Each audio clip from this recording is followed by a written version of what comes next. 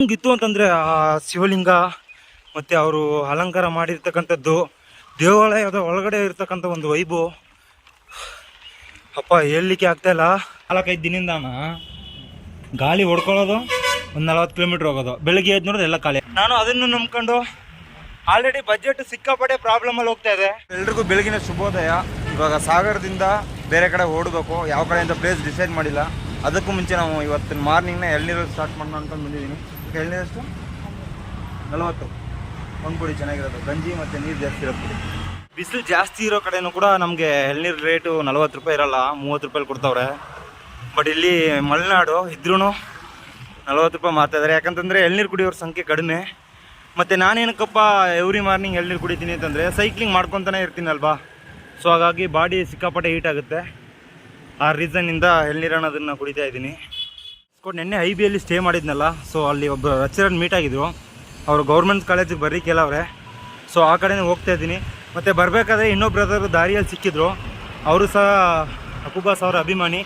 So ನಾನೊಂದೆರಡು ಗಿಡ ಕೊಡಿಸ್ತೀನಿ ಅಂತ ಹೇಳವ್ರೆ. ಸೊ ಇವಾಗ ಕಾಲೇಜಲ್ಲಿ ಹೋಗಿ ಅವೇರ್ನೆಸ್ ಎಲ್ಲ ಕೊಟ್ಬಿಟ್ಟು ಮತ್ತು ಅವ್ರನ್ನ ಮೀಟಾಗಿ ಗಿಡಗಳು ತಗೊಂಡು ಯಾವುದಾದ್ರೂ ಸ್ಕೂಲ್ಸಲ್ಲಿ ಹೋಗಿ ಪ್ಲ್ಯಾಂಟೇಷನ್ ಮಾಡಬೇಕು. ಇನ್ ಕೇಸ್ ಪ್ಲೇಸಸ್ ಏನಾದ್ರು ಸಿಗಲಿಲ್ಲ ಅಂತಂದರೆ ಟ್ರೀಸ್ನ ಡಿಸ್ಟ್ರಿಬ್ಯೂಟ್ ಮಾಡಿ ಮತ್ತೆ ಮುಂದ್ಗಡೆ ಹೋಗಬೇಕು. ಇನ್ನೊಂದು ನೀವು ನೋಡ್ಬೋದು, ಟೈಮ್ ಇವಾಗ ಜಸ್ಟ್ 11:30 ಆಗಿದೆ ಅಷ್ಟೇ. ಸಿಕ್ಕಾಪಟ್ಟೆ ಚಿಲ್ ಅಂತ ಇದೆ ಕ್ಲೈಮೇಟು. ಸೊ ನಾನು ಮಾರ್ನಿಂಗ್ ಹೇಳಿದ್ನಲ್ಲ, ಎಳ್ನೀರು ಒಂದಕ್ಕೆ 40 ರೂಪಾಯಿ ಇದೆ, ಬೇರೆ ಕಡೆ 30 ರೂಪಾಯಿ ಮಾರ್ತಾರಂತ. ಸೇಮ್ ಇದೇ ರೀಸನ್ನು. ಇಲ್ಲಿ ಚಳಿ ಅಂದರೆ ವಾತಾವರಣ ಚಿಲ್ ಅಂತ ಇರೋದ್ರಿಂದ ಎಗ್ ರೈಸು ಮತ್ತು ನಾನ್ ವೆಜ್ಜು ಹಾಗೆ ಟೀ ಸಿಕ್ಕಾಪಟ್ಟೆ ಯೂಸ್ ಮಾಡ್ತಾರೆ. ಎನ್ವೆಸ್ ಕೂಡ ನಾವು ಹೋಗಿ ಇವಾಗ ಅವೇರ್ನೆಸ್ ಎಲ್ಲ ಕೊಟ್ಬಿಟ್ಟು, ಆ್ಯಕ್ಚುಲಿ ಅಲ್ಲಿ ವೀಡಿಯೋ ಮಾಡೋಕ್ಕೆ ಬಿಡೋಲ್ಲ ಅಂದ್ಕೊಳ್ತೀನಿ. ನೆನ್ನೆ ಸಾರ್ ಹೇಳಿದ್ರು ವೀಡಿಯೋಸ್ ಎಲ್ಲ ಏನು ಅಲೌಡ್ ಇಲ್ಲ ಅಂತಂತ. ನಮಗೆ ಟೀಚ್ ಮಾಡ್ಲಿಕ್ಕೆ ಕೊಟ್ರೇ ಸಾಕು, ಹೋಗಿ ಏನು ವಿಷಯ ಇದೆಯೋ ಅದನ್ನು ತಿಳಿಸ್ಬಿಟ್ಟು ಮತ್ತೆ ಇಲ್ಲಿಂದ ಹೊರಡೋಣ. ಸ್ಪಾಟ್ ಟೈಮ್ 2:45 ಆಗಿದೆ. ನಾನು ಹೇಳಿದ್ನಲ್ಲ ಬ್ರದರ್, ಅವ್ರನ್ನೆಲ್ಲ ಮೀಟಾಗಿ ಮತ್ತು ನಮ್ಮದು ಡೇ ಬೈ ಡೇ ವರ್ಕ್ ಏನಿದೆಯೋ ಸ್ಕೂಲ್ಸು ಕಾಲೇಜಲ್ಲಿ ಅದನ್ನು ಮುಗಿಸಿ ಇವಾಗ ಸಿಕ್ಕಂದೂರು ಅನ್ನೋ ಒಂದು ಪ್ಲೇಸ್ ಕಡೆ ಹೋಗ್ತಾ ಇದ್ದೀನಿ. ನೀವು ನೋಡ್ಬೋದು, ಮಾರ್ನಿಂಗ್ ಸಿಕ್ಕಾಪಟ್ಟೆ ಮೇಡಲ್ಲಿ ಸೈಕ್ಲಿಂಗ್ ಮಾಡಿದೆ. ಇವಾಗ ಒಳ್ಳೆ ಡೌನ್ ಇದೆ, ಹಾಗೆ ವೆದರ್ ಕೂಡ. ನಾನು ಬೆಳಗ್ಗೆಯಿಂದ ಬಿಸಿಲೇ ನೋಡಲಿಲ್ಲ ಈ ಕಡೆ ಬಂದು. ಸೊ ಮಲೆನಾಡು ಕಡೆ ನಾವು ಟ್ರಾವೆಲ್ ಮಾಡಬೇಕಾದ್ರೆ ಮ್ಯಾಕ್ಸಿಮಮ್ ಬಿಸಿಲು ಅನ್ನೋದು ಕಡಿಮೆ ರೀತಿಯಲ್ಲಿ ಬೀಳ್ತದೆ. ಬಟ್ ಏನಂತಂದರೆ ಮೇಡು ಸಿಕ್ಕಾಪಟ್ಟೆ ಇರುತ್ತೆ, ಆವಾಗ ಸೈಕ್ಲಿಂಗೇ ಮಾಡೋಕ್ಕಾಗಲ್ಲ. ನಾವು ಪ್ಲೈನ್ ಪ್ಲೇಸಲ್ಲಿ ಸೈಕ್ಲಿಂಗ್ ಮಾಡಿ ಸುಸ್ತಾಗ್ತೀವಿ, ಅಂದರೆ ಬಿಸಿಲಿಗೆ. ಇಲ್ಲಿ ಮೇಡ್ ಏರಿಸಿ ಸುಸ್ತಾಗ್ತೀವಿ. ಎರಡಕ್ಕೂ ಇಷ್ಟೇ ಡಿಫ್ರೆನ್ಸು. ನೋಡ್ಬೋದು ಹೆಂಗಿದೆ ಅಂತಂದರೆ ಪ್ಲೇಸ್ ಇಲ್ಲಿ ಎಲ್ಲ ಹಾಸಮ್ ಪ್ಲೇಸಸ್ಸೇ ಎಲ್ಲ.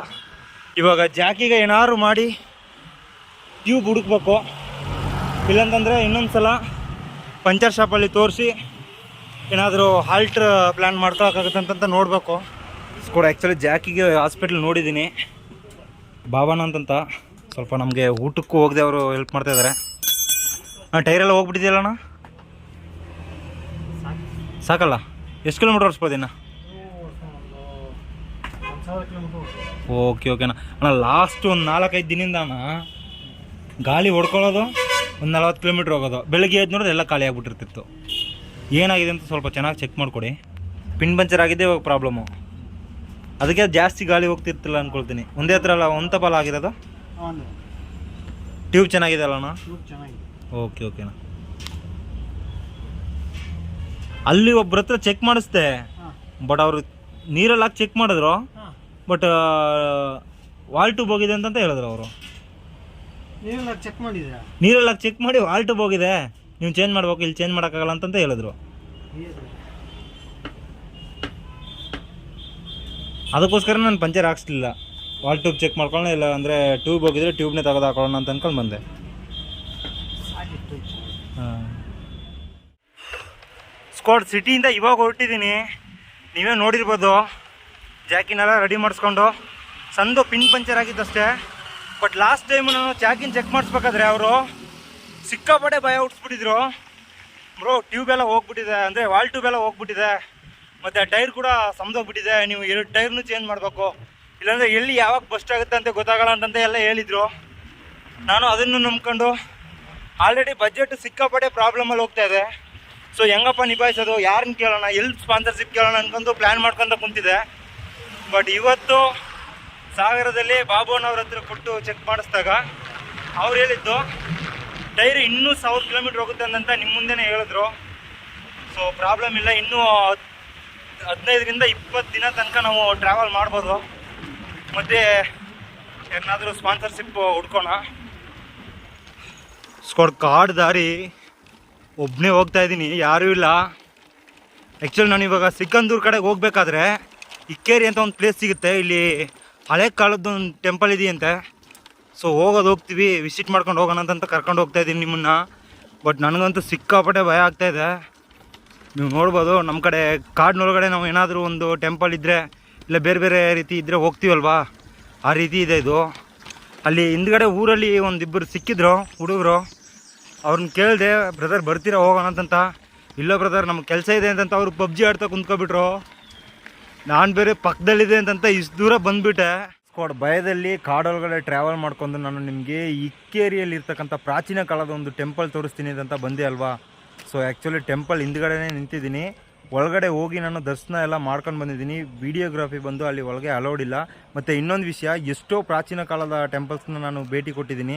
ಎಕ್ಸಾಂಪಲ್ ಬಾದಾಮಿ ಇರ್ಬೋದು, ಐಹೊಳೆ, ಪಟ್ಟದಕಲ್ಲು, ಈ ಕಡೆ ಬಂದರೆ ನಮಗೆ ಬೇಲೂರು, ಹಳೆಬೀಡು, ಎಲ್ಲ ಕಡೆ ಹೋಗಿದ್ದೀನಿ. ಮತ್ತು ಅಲ್ಲಿ ಇರ್ತಕ್ಕಂಥ ವಾಸ್ತುಶಿಲ್ಪ ಕಲೆಗಳನ್ನೆಲ್ಲ ನೋಡಿದ್ದೀನಿ, ನಿಮಗೂ ಸಹ ತೋರಿಸಿದ್ದೀನಿ ಅಂದ್ಕೊಳ್ತೀನಿ. ಇಲ್ಲಿ ಏನಪ್ಪ ವೈಶಿಷ್ಟ್ಯತೆ ಅಂತಂದರೆ, ನಾನು ಹೋದ ಪ್ರತಿಯೊಂದು ಪ್ರಾಚೀನ ಕಾಲದ ಟೆಂಪಲ್ಸ್ನಲ್ಲೂ ನಂದಿ ಮತ್ತು ಲಿಂಗವನ್ನು ನೋಡಿ ನಾವು ತುಂಬಾ ಕಣ್ತುಂಬಿಸ್ಕೊಳ್ತೀವಿ.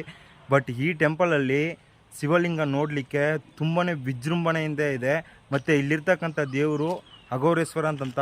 ಸೊ ನಾನು ಇಷ್ಟು ಪ್ರಾಚೀನ ಕಾಲದ ಟೆಂಪಲ್ಸ್ ಎಲ್ಲ ನೋಡಿದ್ದೀನಿ, ಬಟ್ ಇಲ್ಲಿ ಒಂದು ಬೇರೆ ರೀತಿಯೇ ಫೀಲ್ ನನಗೆ ಸಿಕ್ತು.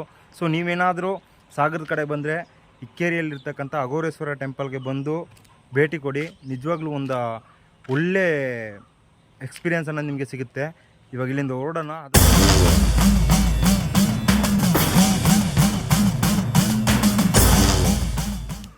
ಟೈಮ್ 5 ಗಂಟೆ ಆಗಿಬಿಡ್ತು.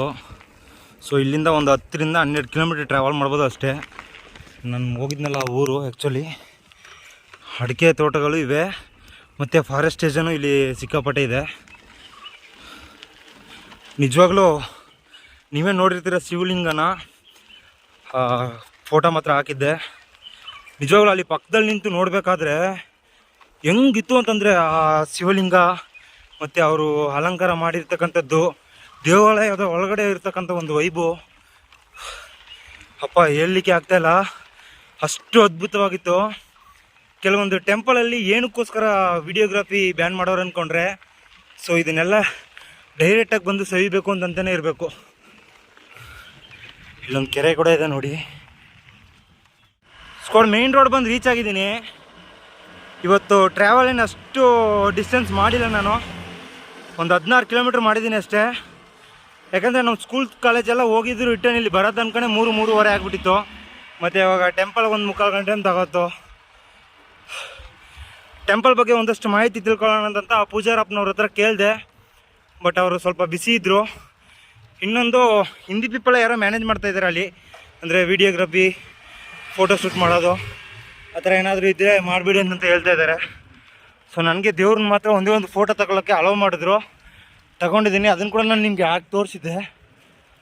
ನಿಜವಾಗ್ಲೂ ಚೆನ್ನಾಗಿದೆ. ಈ ಕಡೆ ಬಂದರೆ ಮಿಸ್ ಮಾಡದೆ ಹೋಗಿ ಟೆಂಪಲ್ನ ವಿಸಿಟ್ ಮಾಡಿ.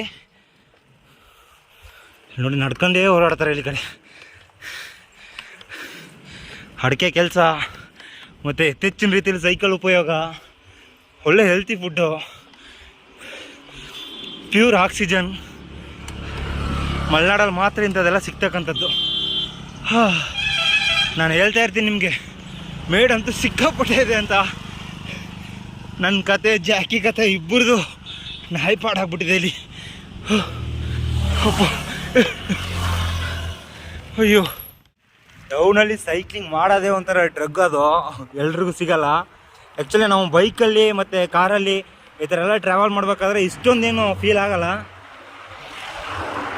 ಬಟ್ ಸೈಕಲಲ್ಲಿ, ಅದು ಡೌನಲ್ಲಿ 2 ಕೈನೂ ಬಿಟ್ಬಿಟ್ಟು ಟ್ರಾವೆಲ್ ಮಾಡೋ ಒಂದು ಖುಷಿ ಇದೆಯಲ್ಲ. ಬಟ್ ಏನು ಸೇಫಾಗಿ ಟ್ರಾವೆಲ್ ಮಾಡಬೇಕಷ್ಟೇ.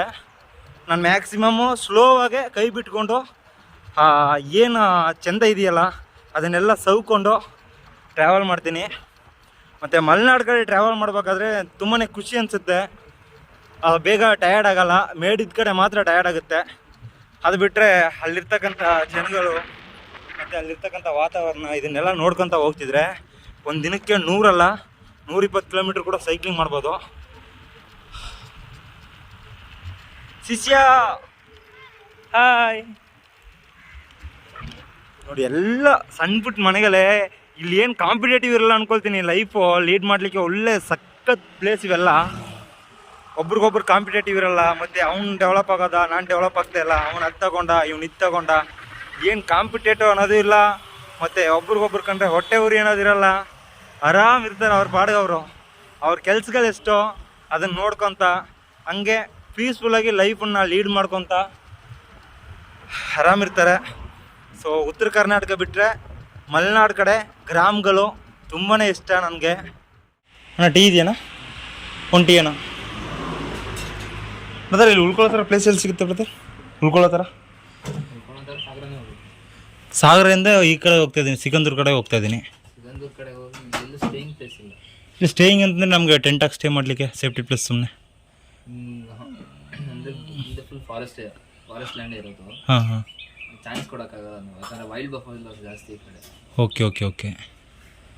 ಸೊ ಬೇರೆ ಯಾವುದು ಟೆಂಪಲ್ಸ್ ಆ ಥರ ಎಲ್ಲ ಏನಿಲ್ಲ? ಮಠ ಟೆಂಪಲ್ ಇಲ್ಲ. ನೀವು ಸಿಗಂದೂರು ಹೋಗ್ಬೇಕಂದ್ರೆ 5:30 6:30 ಒಳಗೆ ಹೋಗ್ಬೇಕು. ಯಾಕಂದರೆ ನೀವು ಸಿಗಂದೂರು ಹೋದ್ಮೇಲೆ ಹಾಂ ನಿಮ್ಮಲ್ಲಿ ಹೋಮ್ ಸ್ಟೇ ಇದೆ, ಹೋಮ್ ಸ್ಟೇ ಲಾಡ್ಜ್ ಇದೆ. ಹಾಂ ಹಾಂ, ಇಲ್ಲಿ ಸ್ಟೇ ಆಗ್ಬೋದು. ಹಾಂ. ಅದಕ್ಕೆ ಮಧ್ಯೆ ಯಾವುದಾದ್ರೂ ಗ್ರಾಮದಲ್ಲೂ ಬಿಡಲ್ಲ? ಹಾಂ.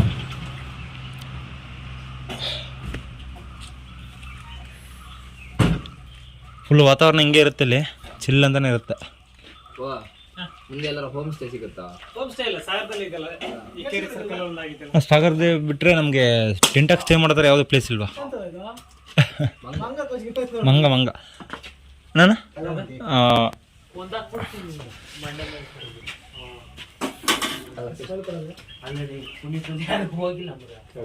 ಓಕೆ. ಟೆಂಟ್ ಹಾಕಲಕ್ಕೆ ಕೊಟ್ಟರೆ ಸಾಕಣ್ಣ. ಟೆಂಟ್ ಹಾಕಲಕ್ಕೆ ಸ್ಕೂಲ್ಸು ಈ ಥರ ಗ್ರೌಂಡ್ ಎಲ್ಲಾದರೂ ಇದ್ದರೆ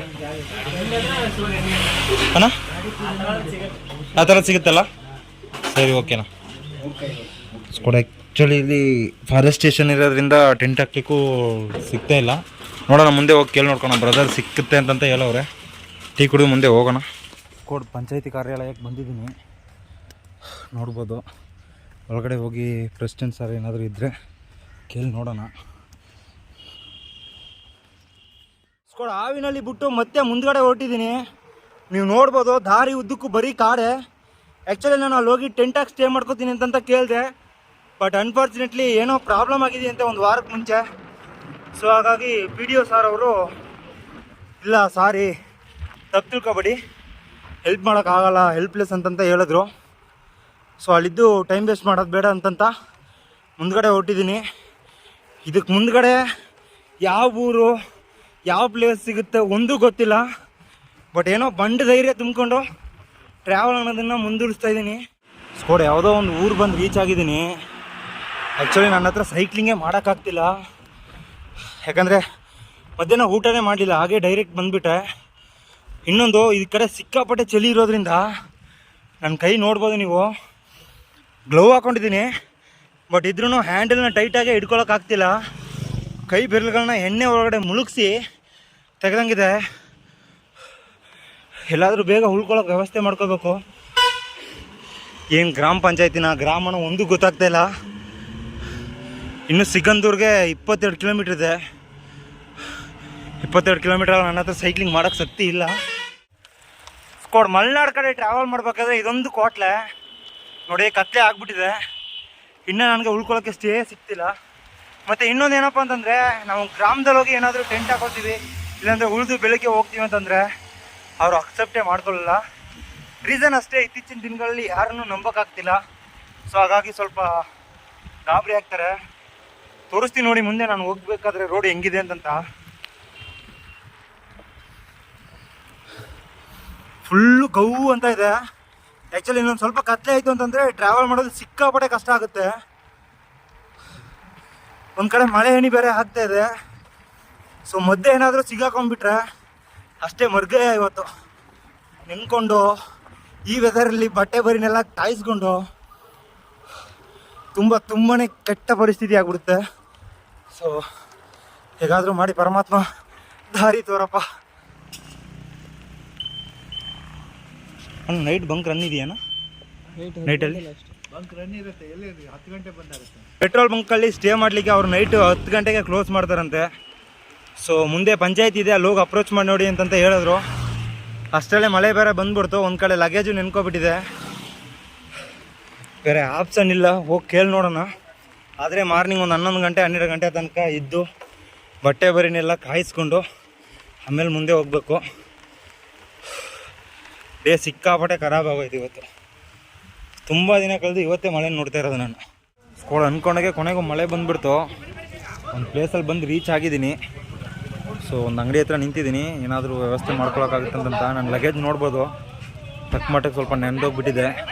ಸೊ ಇಲ್ಲಿ MP ಅವರೆಲ್ಲ ಇದ್ದಾರೆ. ಸೊ ಅವರು ಮುಂದ್ಗಡೆ ಹೋಗ್ತಾ ಇದ್ದಾರೆ. ಇವಾಗ ಗ್ರಾಮ ಪಂಚಾಯತಿಲಿ ಹೋಗಿ ಕೇಳ್ಕೊಂಡು ಬರೋಣ, ಏನಾದರೂ ಹೆಲ್ಪ್ ಆಗುತ್ತೆ ಅಂತಂತ ನೋಡೋಣ. ಇಲ್ಲ ಅಂತಂದರೆ ಇವತ್ತು ಯಾವ ರೀತಿ ಅಂತಂತ ಒಂದು ಅರ್ಥನೇ ಆಗ್ತಿಲ್ಲ. ನೋಡೋಣ, ಖಂಡಿತ ಏನಾದರೂ ಒಂದು ಆಪ್ಷನ್ ಇದ್ದೇ ಇರುತ್ತಲ್ವ. ಫಸ್ಟ್ ಹೋಗಿ ಪಂಚಾಯತ್ ಪ್ರೆಸಿಡೆಂಟ್ ಮಾತಾಡ್ಸಿ ನೋಡೋಣ ಏನಂತಾರೆ ಅಂತಂತ. ಅಣ್ಣ ಪ್ರೆಸಿಡೆಂಟ್ ಎಲ್ಲಿರ್ತಾರಣ್ಣ? ಅಣ್ಣ ಪ್ರೆಸಿಡೆಂಟ್ ಸರ್, ಪಂಚಾಯತ್ ಪ್ರೆಸಿಡೆಂಟ್ ಅವ್ರು ಎಲ್ಲಿರ್ತಾರೆ ಬನ್ನಿ, ತೋರಿಸ್ಕೊಡ್ತೀರಾ? ಸರ್ ಹೌದಣ್ಣ. ನೋಡಿ ಇದೇನೇ ಇದು ಒಂಥರ ವೈಟ್ ಆಗ್ತಾಯಿದೆ ಫುಲ್ ಎಲ್ಲ. ಇವತ್ತು ಮೇಲ್ಗಡೆ ಕಾಣ್ತಾ ಇದೆಯಲ್ಲ ಟಾಪ್ ಪೋರ್ಷನು, ವರಾಂಡದಲ್ಲಿ ಸ್ಟೇ ಮಾಡಬೇಕು ಟೆಂಟ್ ಹಾಕಿ. ಆ್ಯಕ್ಚುಲಿ ಬ್ರದರ್ ಅವರೇ ಹೆಲ್ಪ್ ಮಾಡಿಕೊಟ್ಟಿದ್ದು. ಸೊ ಇವಾಗ ಊರಲ್ಲಿ ಪವರ್ ಇಲ್ಲ, ಇದು UPSಯಲ್ಲಿ ರನ್ ಆಗ್ತಕ್ಕಂಥದ್ದು. ಆ ಕಡೆ ಹೋಗ್ತಾ ಇದೆಯಲ್ಲ ಆಟೋ, ಆ ಕಡೆ ಭಟ್ರ ಮನೆ ಅಂತ ಇದೆಯಂತೆ. ಸೊ ಮನೆ ಊಟ ಇವತ್ತು ಅಲ್ಲಿ ಹೋಗಿ ಮನೆ ಊಟ ಮುಗಿಸ್ಕೊಂಡು ಮತ್ತೆ ಇಲ್ಲಿ ಬಂದು ಸ್ಟೇ ಮಾಡಬೇಕು. ಊಟ ಮುಗಿಸ್ಕೊಂಡು ಮತ್ತೆ ಸಿಗ್ತೀನಿ ನಿಮಗೆ. ಸ್ಕೋಡ್ ಭಟ್ರ ಮನೆ ಊಟ ಭಾರಿ ಇತ್ತು.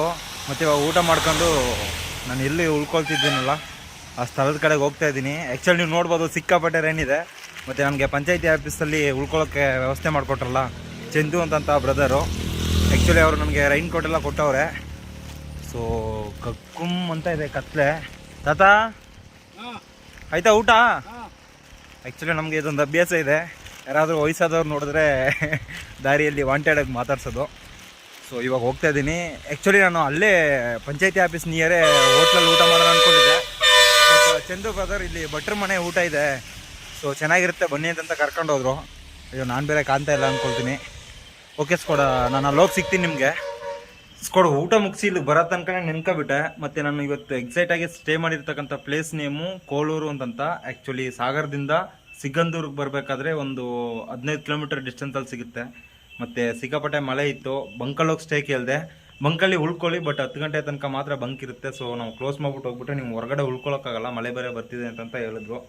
ಸೊ ನೆಕ್ಸ್ಟ್ ಏನು ಮಾಡೋಣ ಅಂತಂದಾಗ ಮುಂದ್ಗಡೆ ಪಂಚಾಯತಿ ಆಫೀಸ್ ಇದೆ, ನೀವು ಅಲ್ಲಿ ಹೋಗಿ ಕೇಳಿ ಅಂತಂತ ಹೇಳಿದ್ರು. ಫೈನಲಿ ನಾನು ಇಲ್ಲಿ ಏನೋ ಫಂಕ್ಷನ್ ನಡೀತಾ ಇತ್ತು.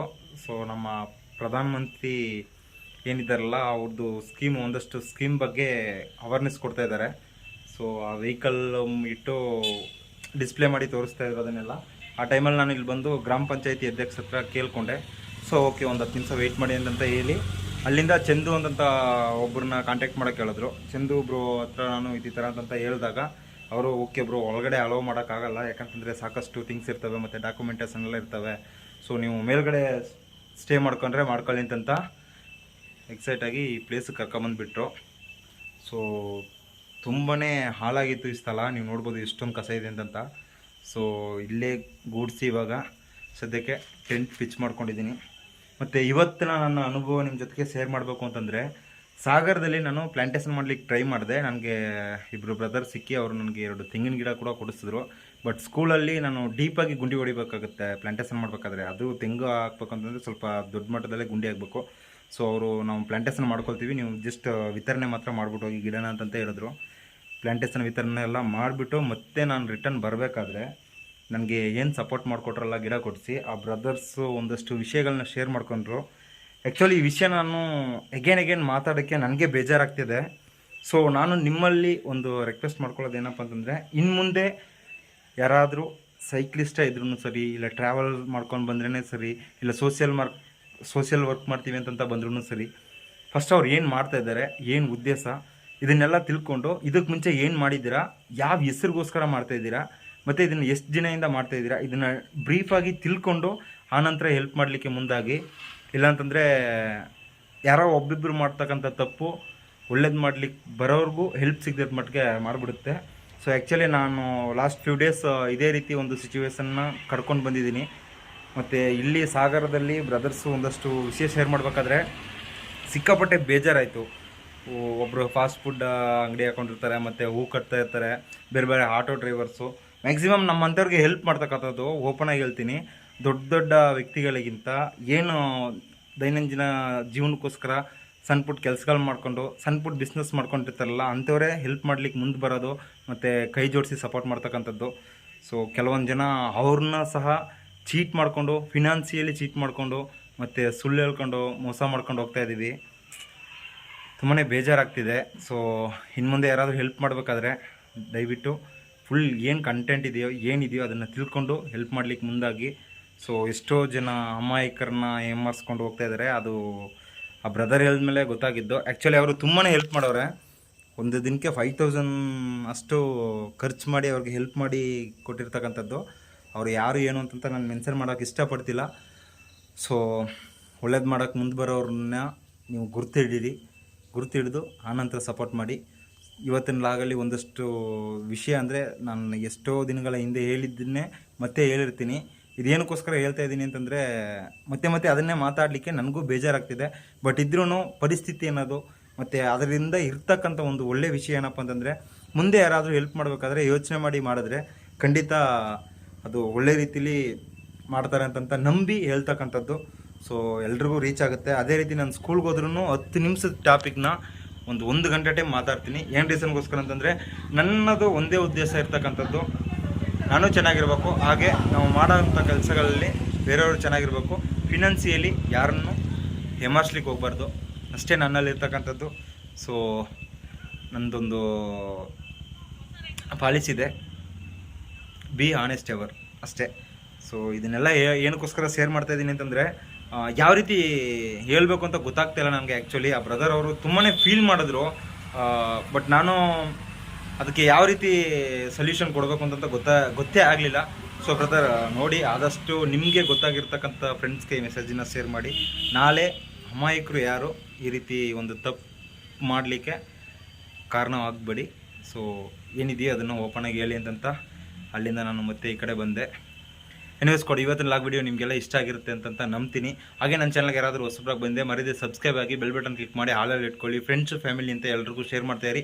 ಹಳೆ ಸಬ್ಸ್ಕ್ರೈಬರ್ಸು ದಯವಿಟ್ಟು ಫುಲ್ ವಿಡಿಯೋ ನೋಡಿ. ಹಾಗೆ ನಿಮ್ಮ ಮನಸ್ಸಲ್ಲಿ ಏನು ಅನಿಸುತ್ತೋ ಅದನ್ನು ಕಮೆಂಟ್ ಮಾಡಿ. ಏನಾದರೂ ಚೇಂಜಸ್ ಮಾಡ್ಕೋಬೇಕು ಅಂತಂದ್ರೂ ಕಮೆಂಟ್ ಸೆಕ್ಷನಲ್ಲಿ ಮೆನ್ಷನ್ ಮಾಡಿ ತಿಳಿಸಿ. ಮತ್ತು ನಾಳೆ ಹೊಸ ಲಾಗ್ ವಿಡಿಯೋದಲ್ಲಿ ಸಿಗ್ತೀನಿ. ಅಲ್ಲಿ ತನಕ ಎಲ್ಲರೂ ಸೇಫಾಗಿ ಖುಷಿಯಾಗಿರಿ. ಜೈ ಕರ್ನಾಟಕ ಮಾತೆ.